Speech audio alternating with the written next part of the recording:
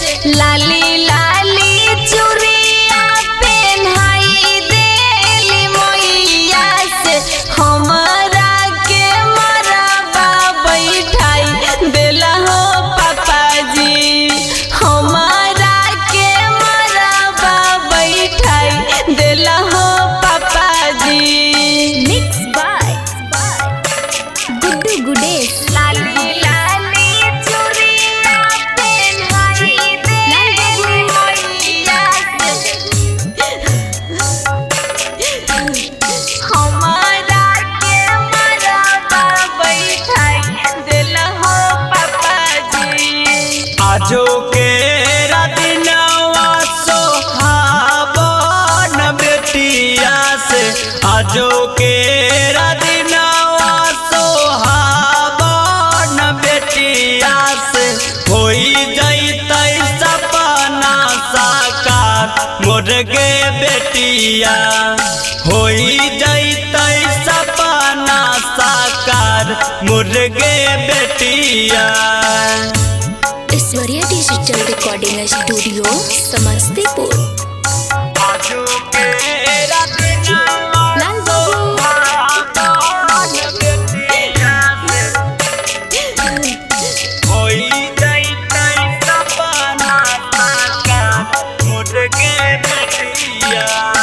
अपना शरीरिया के पापा हो कलेजवा के अपना शरीरिया के पापा हो कलेजवा के कहे देला हो पत्थर बनाई हो पापा जी। कहे लेला हो पत्थर बनाई हो पापा जी। अपना शरीरिया के पापा हो कलेजवा के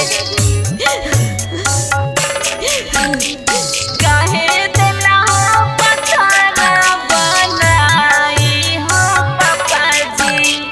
विधाना के लिखल बेटी कैसे मिटाई तौ से विधाना के लिखल बेटी कैसे मिटाई तौ से दुनिया के रितह में करै छियौ गे बेटी दुनिया के रितह में करै छियौ गे बेटी।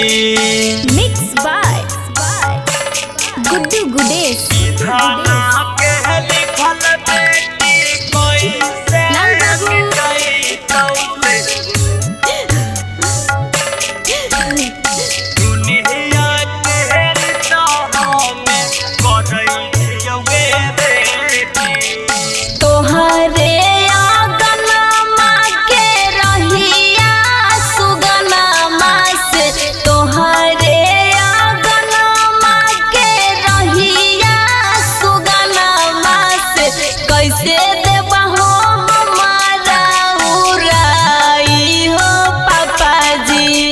कैसे देबहो हमारा उड़ाई हो पापा जी। Aishwarya digital recording studio Samastipur.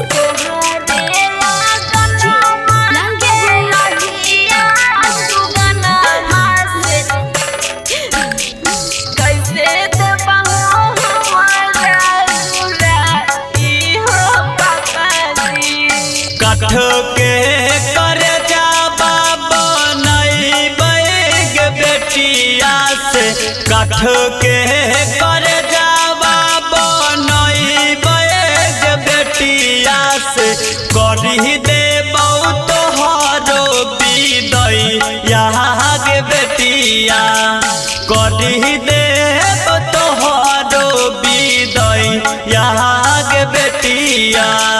Mix by Guddu Gudesh. काठ के करे जाबा बनैबै लाल बाबू बेटिया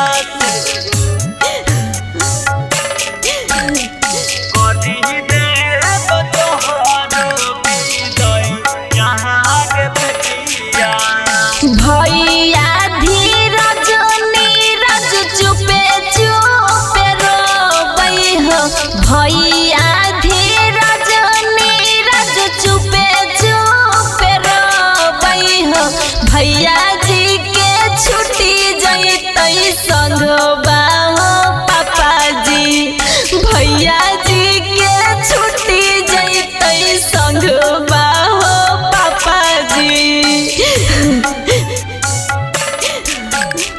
भैया धीरज नीरज चुपे चुपे रोबै हो,